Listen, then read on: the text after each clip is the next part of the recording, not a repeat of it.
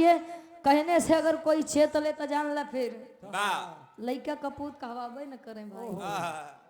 तो खता जवन जवन कांड हो जात बा। अभी हाल ही में कांड हुआ है मेरठ में। मेरठ में कांड हुआ है। लड़का और लड़की 3 साल से एक दूसरे को जानते थे। बताना ओपन तो हम तो का नहीं ध्यान देंगे। 3 साल से एक दूसरे को जानते थे। आज के समय में ये अंधा प्यार वाला बड़ा तगड़ी बीमारी चलत बा।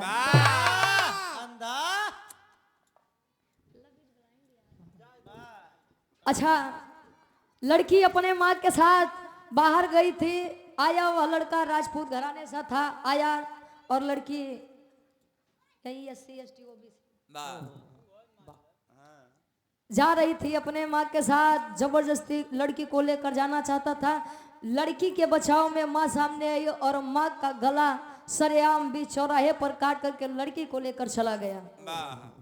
और सोशल मीडिया पर लोग उछाल देते हैं। तो कितना जने कहिए कि समाजवादी पार्टी लेकर आओ, कांग्रेस पार्टी लेकर आओ, ये फलाना पार्टी लेकर आओ। पार्टी लाने से कुछ होगा? एक बात जान लीजिए, जहां पर सरकार से जनता डरती है वहां पर तानाशाही होता है। और जहां पे सरकार जनता से डरती है वहां पर स्वतंत्रता होती है। आंखें खोलिए नहीं तो समाज अब कहाँ पहुंची दादा। एक केहू न जाने हमसे गए काम से।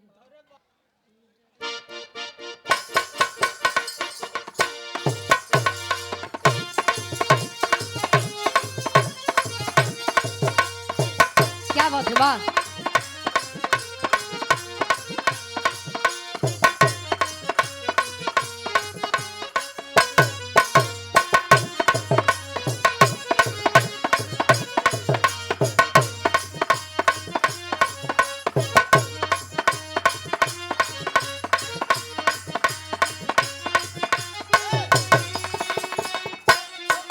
मौसम की तरह तुम भी बदल तो न जाओगे। मौसम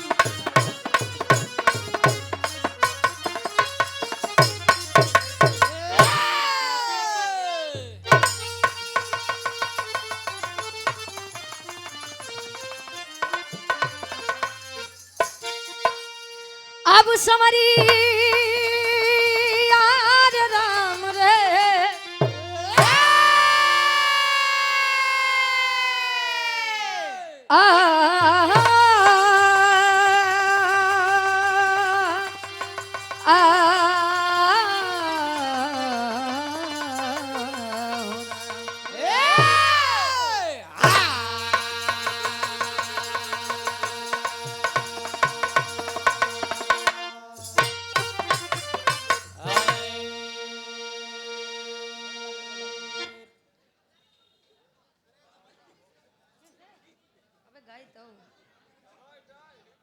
स्वर्गीय बाबू के आप दामाद जी और बेटी राम सूरत हेमरे बाबूजी और ये आशा देवी जी गार्जियन जी के द्वारा 100 रुपये आशीर्वाद के चाह रही है।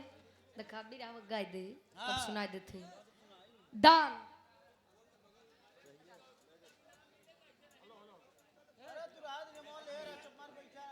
वैसे इतना सम्मान से नाम देबो तो चाहबो नहीं करी।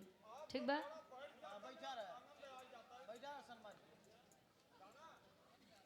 नहीं भैया खड़ा रहा, कोनो दिक्कत नहीं बा। गोड़ तहार पिराए हम थोड़ी पिराए। हम तो खड़ा हुए पैसा लेते तू लोग का लेते हैं।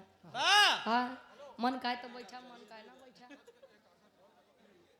अच्छा बैठबा। हाँ बैठ जा, बाकी करबे अपने मन के हम जाना थे। आवा गुरु जी वाह।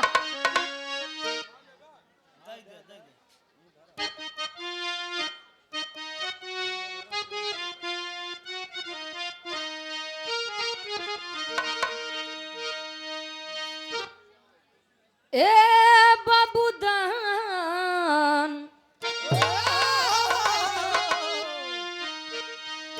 अरे दानशीलता का जब भी परीक्षा हुआ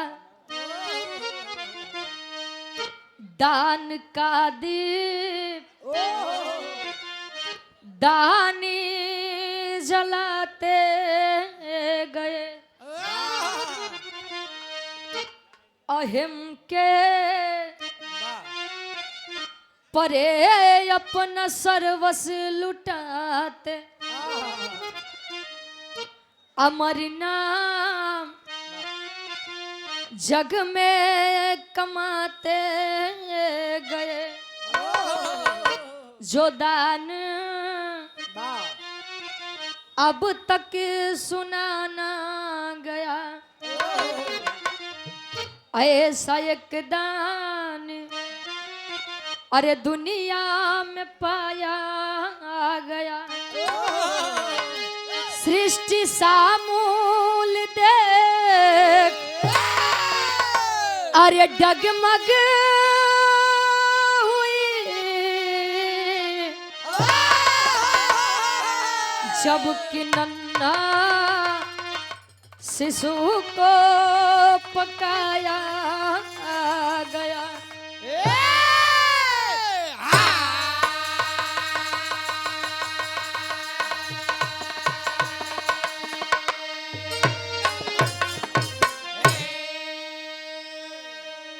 सृष्टि सामूल देखे आज डगमग हुए जब के नन्हा शिशु को पकाया गया। कहानी देखा सेम वैसा बा आप लोगों के फरमाइश भी बा अब बीच में टिक्का टिप्पणी ना हो। कहानियां कई ऐसे मिलती हैं जिनमें परीक्षा के लिए देवी देवता आए और देवी देवता के उस परीक्षा में राजा महाराजाओं ने अपने बेटे को काटा है काट के पशुओं को खिलाया है तमाम कहानी है। ठीक बा आप लोगों के मन बा तैयारी से कहानी उठे गुरुजी।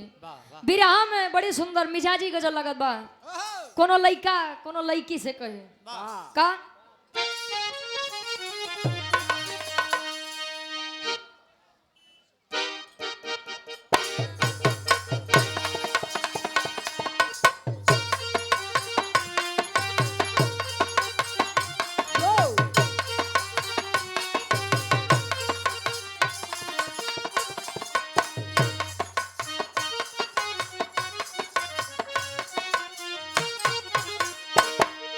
लइका कहे अरे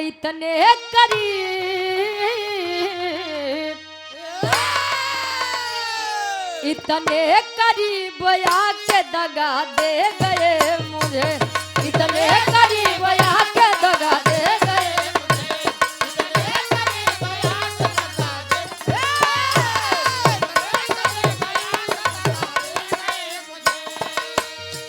इतने करीब आके दगा दे गए मुझे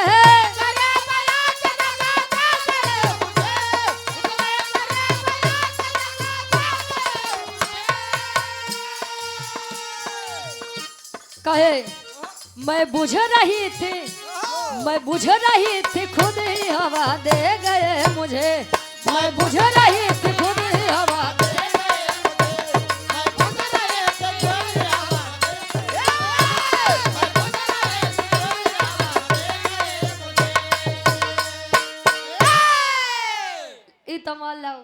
बात के बाद लइका के बाद बहन कर लोग तो बात अलग ही बा दादा अब यावत है।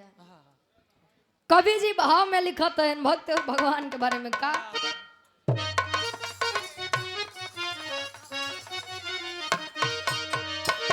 अरे भक्तों की नैया भाव से पार करते हैं हरि भक्तों की नैया भाव से पार करते हैं क्या बात है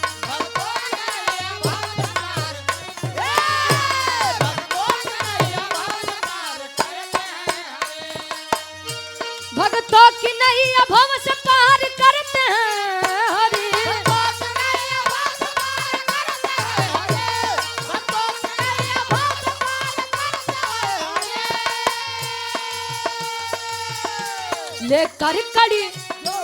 लेकर कड़ी परीक्षा प्यार करते हैं हरि लेकर कड़ी परीक्षा प्यार करते हैं हरि लेकर कड़ी परीक्षा प्यार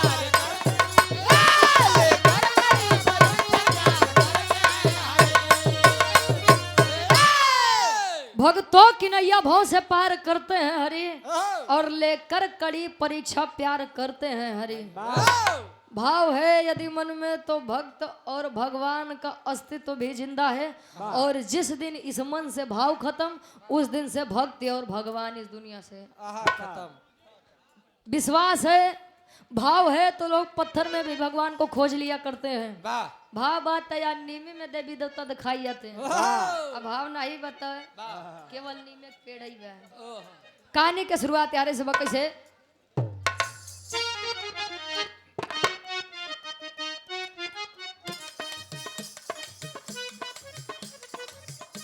कहे, दान में राजा बोली शीश को न पाए थे, दान में दधी चीज हड्डी को जलाए थे, दान में हरिश्चंद्र चीर किए बेटे को, दान में मोरंग ध्वज चीर दिए बेटे को, क्रांतिपुर के राजा श्रीयाल महादानी, द्वार पे नित्य दान करते सोना चांदी।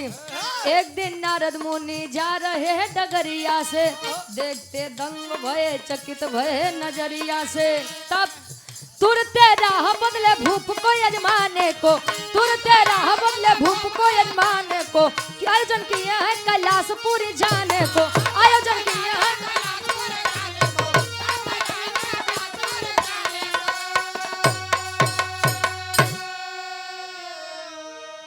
एक दिन नारद मुनि जा रहे डगरिया से, देखते दंग भय चकित भय नजरिया से। देखिए दान की बात, दानी की बात आ जाए तो राजा सत्यवादी हरिश्चंद्र से ज्यादा दानी कौन है? दान में दधीची जी अपनी हड्डी को दिए थे, मोरंग ध्वजी ने अपने बेटे को बीच आरी से काटा था। ये दान है साहब। आज के दानी तो लागे 150 रुपया देख तो ऐसे ने छाती फूलेंगे जैसे लागत है कि अब कुल सर्वस लुटाए दिए हैं। अब वही मंदिर में जाते हैं, दान पेटी में QR कोड लगा, स्कैनर लगा, हुआ 150 खुशी दे दी हैं। अब बहरे अगर मांगे वाला खड़ा बात कहीं कर लोग के तो रोज ये काम दादा। अब बड़का दानी बना था साला 100 रुपये क्यों दी है, तो कर वीडियो बनाई ली है कि फेसबुक पे डालब कि आज मैंने फला जगह इतना रुपया दिया है। बारे माना होता है ये गार्जियन जी 100 रुपया। सिंगर योगेंद्र भारतीय जी,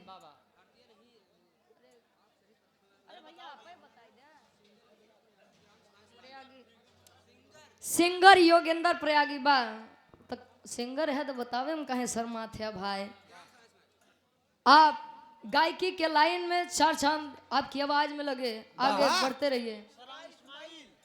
सराय इस्माइल से क्या बात है, ऐसे मुस्कुराते रहिए भैया। आशीर्वाद के चारे कि हम बच्चे अपनी कला में कामयाब रहे। क्रांतिपुर के राजा श्रीयाल, श्रीयाल नाम है आप लोग पहली बार सुन। श्रीयाल जी राज दरबार में बैठे हैं अपने पत्नी के साथ, छोटा बेटा 5 साल का है, एक ही बच्चा है। तो श्रीयाल दानी का एक काम रहे कि प्रत्येक दिन अपने राज दरबार, अपने राजमहल के सामने तमाम गरीबों को बुलाते थे, जिसको जो जरूरत थी वही देते थे, और उसके बाद ही भोजन ग्रहण करते थे। दानी दान करने के बाद ही भोजन करते थे। एक दिन नारद जी जाना था, जहिया नारद कुछ हो न पावे, कुकुर फेंक दी हड्डी लड़ावे। कुकुर फेंक के हड्डी लड़ते कहे, जहिया नारद कुछ हो न पावे, हड्डी फेंक दी कुकुर लड़ावे। नारद जी कई काम रहन। ब्रह्मलोक में ब्रह्मा जी से कहें, पिताजी बहुत दिन हो गया है, मृतलोक की कोई खबर नहीं आई है, आप कहते तो जाके थोड़ा टहल के आते, करके आते। जाइए देखिए, अच्छा आवत है, आकाश मार्ग से आ रहे हैं, तले देखते हैं कि नीचे बड़ी लंबी लाइन लगी बा। जानने की इच्छा जगी है कि आखिर लाइन लागत काहे बा। आए कोई पुरुष बताया कि भाई ये श्रीयाल दानी है, जब तक जिनको जो जरूरत है दे नहीं देते हैं तब तक ये भोजन ना तो ये करते हैं, ना तो इनकी पत्नी और ना ही इनका बेटा। भगवान भोलेनाथ के बहुत बड़े भक्त हैं, बड़े कृपा है भगवान भोलेनाथ की इनके ऊपर। भगवान भोलेनाथ के बतिया सुन के नाराज जी कहन, बस बस अब ये हरे ले तो न्यूज बनी। चल रहे बीड़ा टेरत पहुंचन कहा, कैलाशपुरी में शंकर जी के लगे। कहा तिनका एक लाइन गीत लगत बा।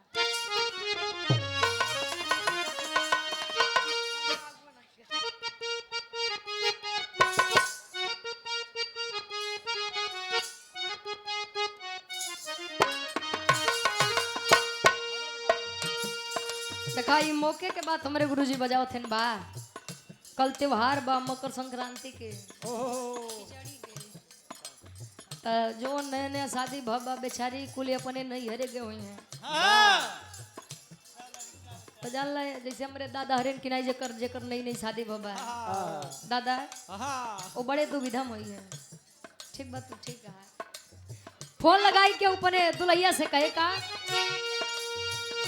गार्जियन जी आप स्वर्गीय बाबूजी के आप बड़ी बेटी माया देवी जी और उनके बड़े दामाद हृदय के गार्जियन जी प्यारे लाल यादव जी रिठैया की पौन सरजमी से ये 200 रुपए आशीर्वाद के चाह रही है लड़का कहे सुन सुन लागेला सुन सुन लागेला घरवा दुआरवा ए धन तहिए ले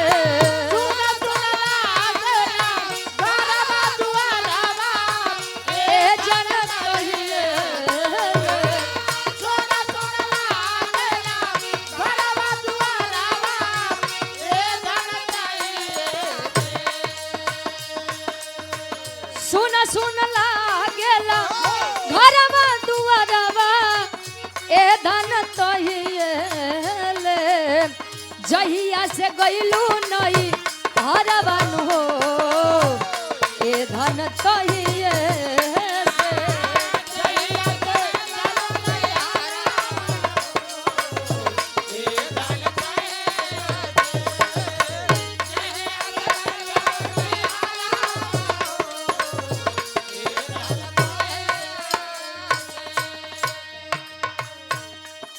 भगवान भोलेनाथ अच्छा एक बात रहे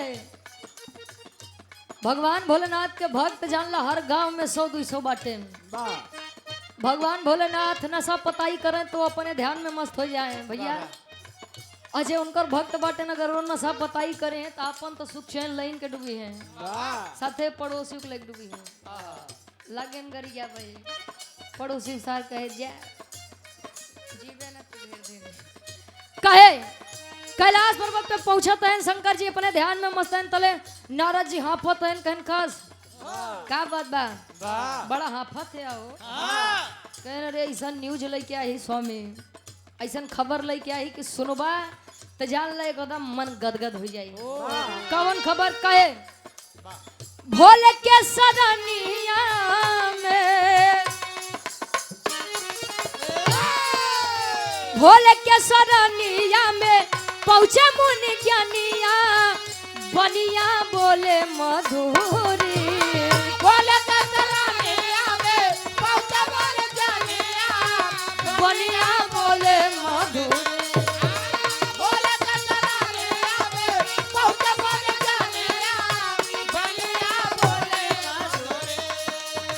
भोले के सदनिया में पहुँचे मुनि ज्ञानिया बनिया बोले मधुरी सोना भोले बाबा हमारी बचनिया बनिया बोले मधुरी बोले भोले बाबा हमारे बचनिया बनिया बोले मधुरी सोना भोले बाबा हमारे बचनिया बनिया बोले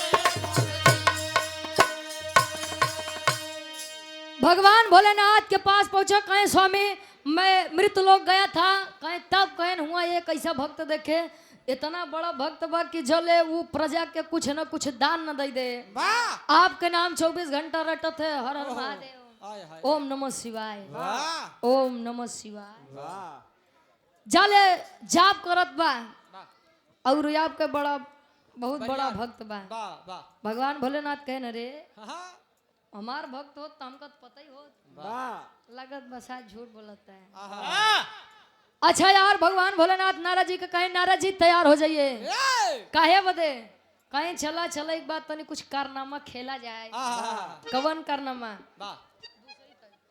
कौन कारनामा कहन चलवा तब बताओ तो भिखारी का रूप लिए भगवान भोलेनाथ जी और यार नारद मुनि भी अब पहुंचते हैं श्रीयाल दानी जी के नगर में जहाँ श्रीयाल दानी दान करके बैठे हैं भोजन करने के लिए और जैसे पहला निवाला चल रहे हैं मुंह में डालने तले बहरे से एक आवाज आवत है कौन आवाज गुरुजी गीत बदलत बा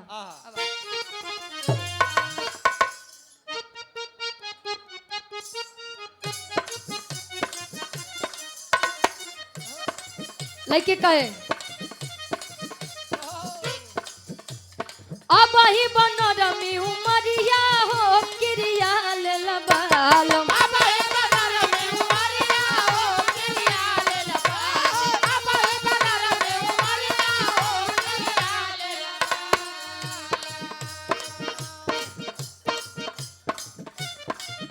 भगवान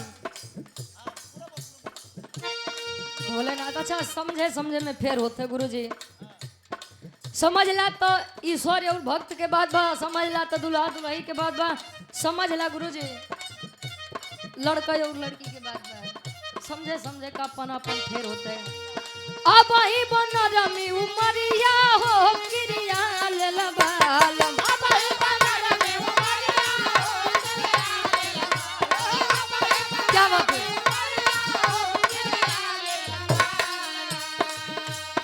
अब ही बन रमी उमरिया हो क्रिया ले लबालम जनी धर पतरी कमरिया हो क्रिया ले लबालम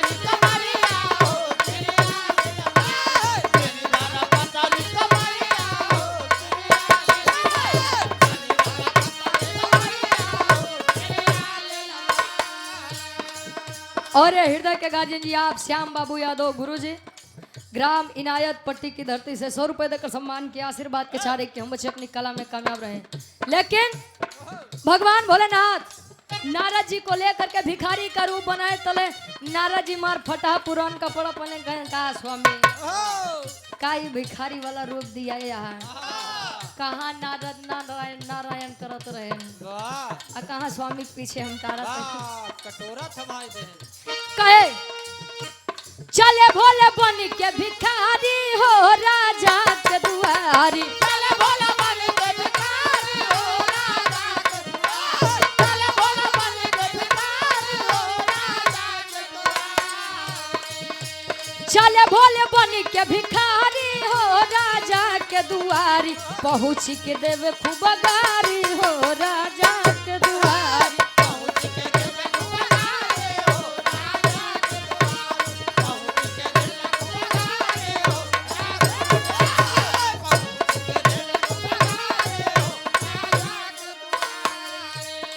भगवान भोलेनाथ पूछे अल्लाह के गरियावे कहाँ है साला कहाँ है अच्छा देखा आप लोग जाना था कि अगर केहू गुस्सिया थे दादा है तो कितना बढ़िया बढ़िया गाड़ी देते ढेर बतावे की जरूरत नहीं बा यार भगवान भोलेनाथ लगे गरियावे श्रीयाल के तले द्वारपाल देखते अरे बाप रे बाप जोने महाराज के केहू नाम नहीं लती साथ देखता भिखारी जात चला बटे या राज के राजा के बेइज्जती करे गाड़ी देत बा द्वारपाल पूछा था क्या बात है क्यों आप पहुंचते ही इतने बढ़िया बढ़िया शब्द निकाल रहे हैं वह सार तो रजवा के हो कहीं न रे वह जवन बड़का दानी बनत बा कवन जवन ड्रामा करत बा कवन ड्रामा तले बता कहे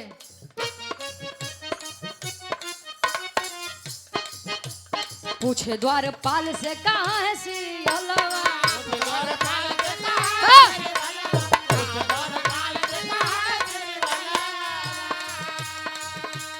इच्छा भोजन दे ही नहीं करब हम बाबा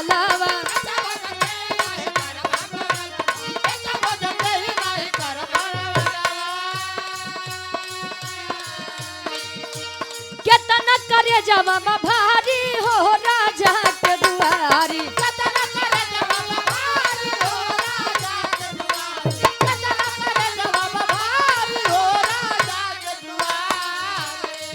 और कितना करे जवाब भारी हो राजा के दुआरी ले भैया जब पनिया उतारी हो राजा के दुआरी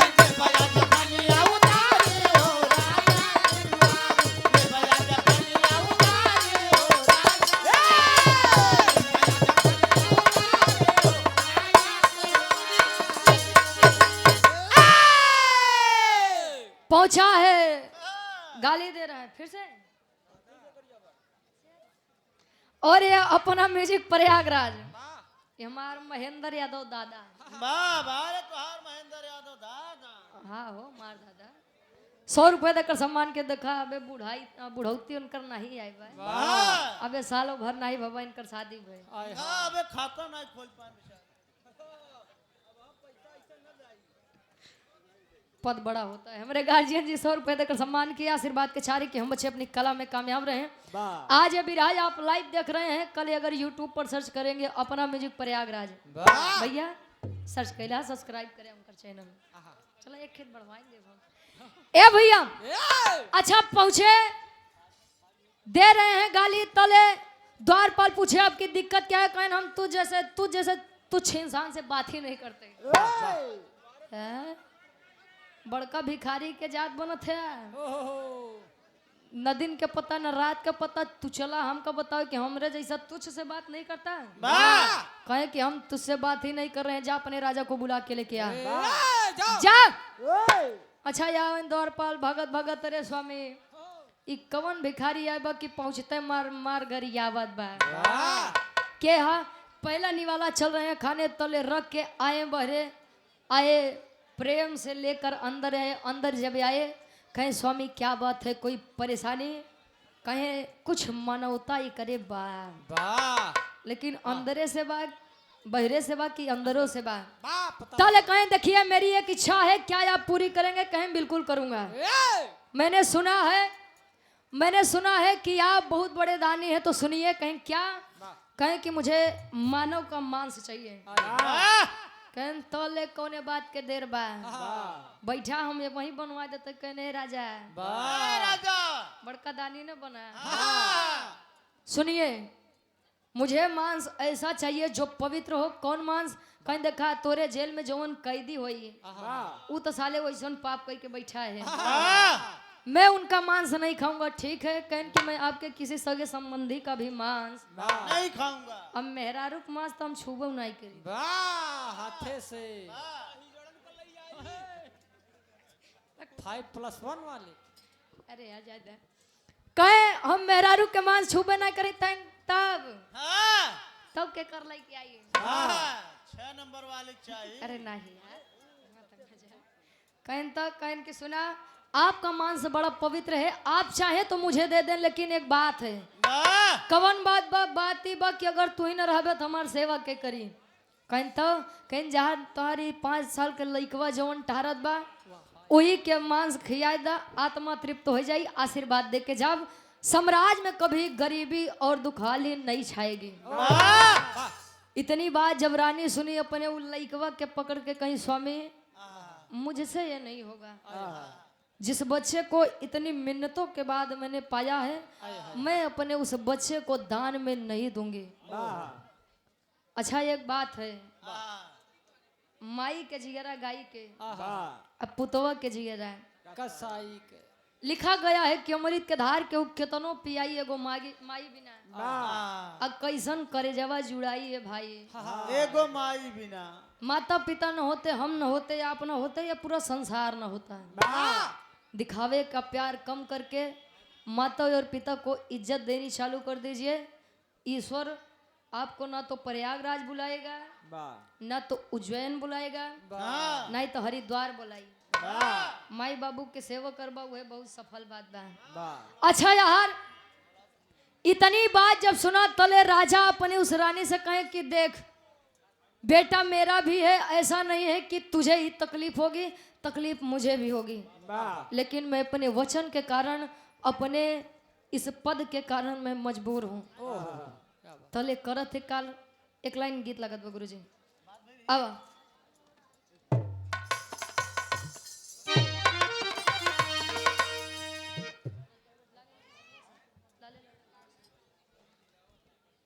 पूर्व प्रधान साहब कहाँ से यार, रनिया डे से, अतरौरा से, जो कि भावी ग्राम प्रधान के आप उम्मीदवार भी हैं। नमो का हरिश्चंद यादव जी वर्तमान में भी हैं और प्रधान पद के आप प्रत्याशी भी हैं। 2026 जीता वैसे ना हर चुनाव बड़ा बढ़िया निकल जाता, लेकिन प्रधान दुलरवा होना हीरा भी छुक के भरिया उधरवा होना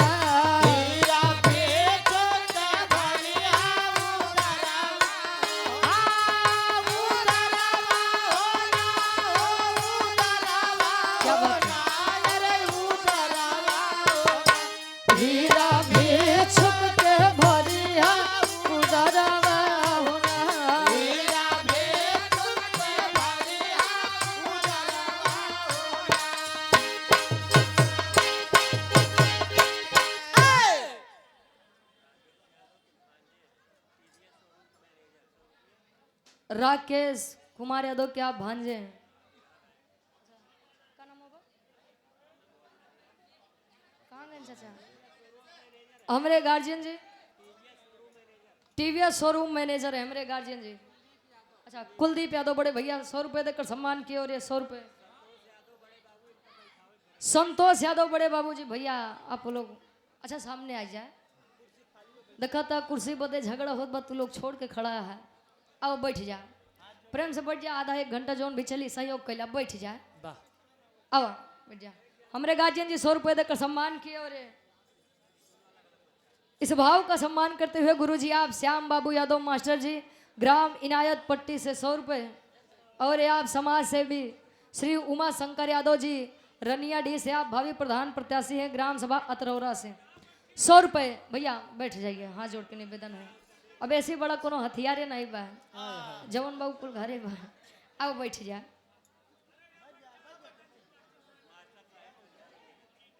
कम से कम हमार नहीं गुरु जी के सम्मान कैला बैठ जा भैया। अच्छा यहाँ रे बैठ जा ना का दिक्कत बा बैठे में दिक्कत होत का बैठ जा यार। खटिया कुर्सी छोड़ के खड़ा है ए भैया। वो पगली माँ अपने उस बेटे की लाश से कह रही है कि बेटा मुझे माफ करना। वैसे भी मेरी ये गलती मेरा ये काम गलती के लायक तो नहीं है लेकिन मुझे माफ करना और अपने पिता को माफ करना। तले लइकवा के लसिया उमुड़िया कूट के लइके आवत बा फिर से कि स्वामी अब तो बैठ के भोजन खा लीजिए। आपने मुझसे तो मेरा सर्वस्व ले लिया। इतनी बतिया भगवान भोलेनाथ जब सुने कहीं की रानी राजन अब मेरा भोजन करने का मन नहीं है। मतलब यार कि अभी मुझे भूख थी अब मुझे भूख ही नहीं है ले जाइए मैं इसे नहीं खाऊंगा। कहीं अरे ऐसे कैसा होगा मेरे बच्चे की पूरी जिंदगी आपके इस भूख में चली गई और आप कह रहे हैं कि मैं इसे ग्रहण नहीं करूंगा। अब तो स्वामी आपको इसे खाना ही पड़ेगा। तले कहा थे का पापड़ के भाव में कभी बिजली खत है।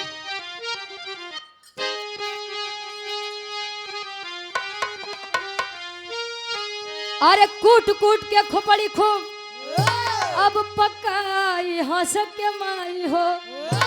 अरे कूट कूट के खोपड़ी खूब अरे पकाई हंस के माई हो। तीनों लोग के दिहली डगमगाई हंस के माई हो। तीनों लोग के दिहली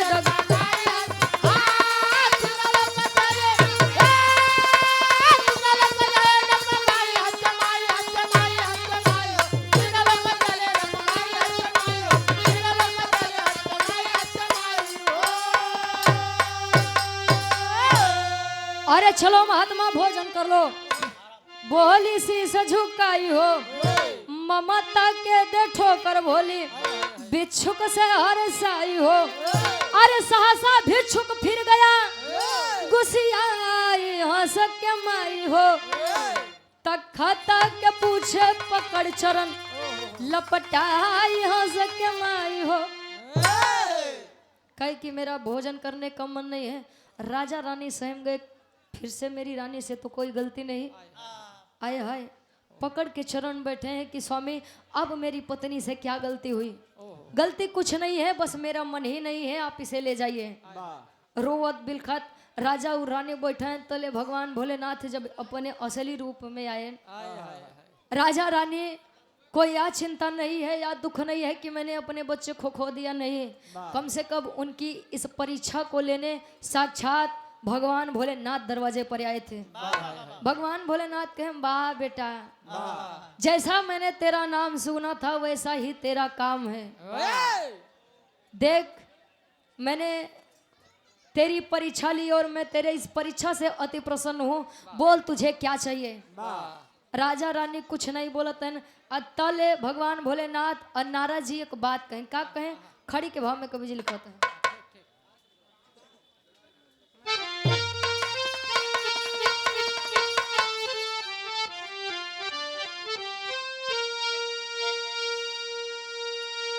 अरे प्रकट हो गए नारद बोले भोले बनिया। अरे प्रकट हो गए नारद, बोले भोले बनिया, तोहरे दान धर्म के बेटा जग में लहरी पनिया।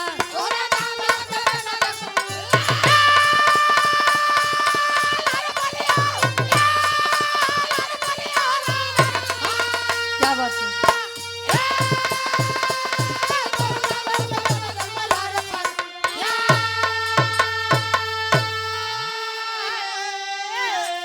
अरे दान धर्म के तोरे नाथ कहीं कि बेटा कुछ और चाहिए ए और कुछ चाहिए कुछ और चाहिए कहीं हाँ चाहिए तो का चाहिए जवन होमा मांगे तो निहारो मांगते हैं श्री यालदानी का मांगे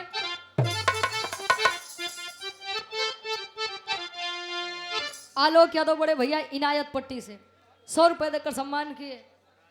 फिर सुनकर फरमाइश बार राजा हो ठीक भाई एक बात गाड़ी से कहे अरे बोले श्रीयाल प्रभु से प्रेमवा लगाई हो तब कलयुग में परीक्षा ऐसा जिन लिया सुखदाई हो।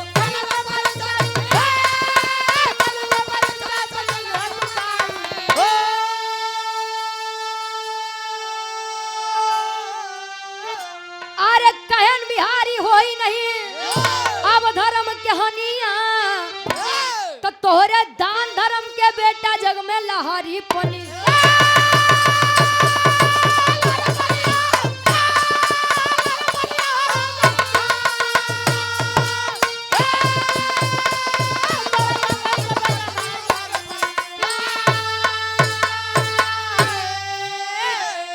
स्वामी जैसे परीक्षा जवन कठोर परीक्षा हमार लिए है कलयुग में जाए के ऐसा क्यों कर ले मत अनाही तो जैसा ही बात कहबा कि अपने लड़का के लाश के मांस खियावा और तले उठाई के डंडा और लई के कुल्हाड़ी तू पिछुआ ली है कि पहले तोहरे मांस खाई ले तो ये हमका अगर कुछ दे चाहता है तो यह दा कि कलयुग में आज के बाद कबो इसके कोई परीक्षा मत लिया नहीं तो दानी काका इतना पड़ा हूँ ऐसा ऐसा कहानी बा कि ओकर वर्णन ही नहीं किया जा सकता है। आखिरी में खानदान के परिचय बा गुरु बिहारी गुरु गणेश गुरु रामलाल गुड़कारी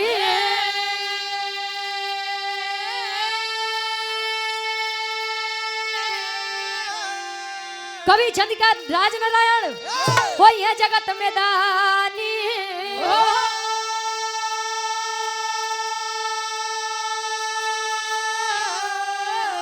अरे भी हंस के जब पकवलू हिरवा रुचि यादव धर्म के ध्वज फहरवलू भी हंस के जब पकवलू हिरवा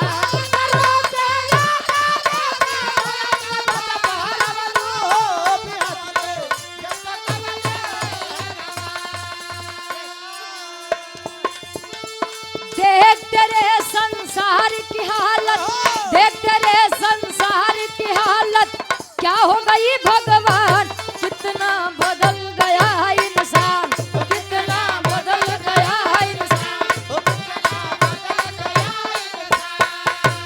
सूरज न बदला चांद न बदला सूरज न बदला चांद न बदला ना बदला आसमान कितना बदल गया इंसान कितना बदल गया इंसान ओ कितना बदल गया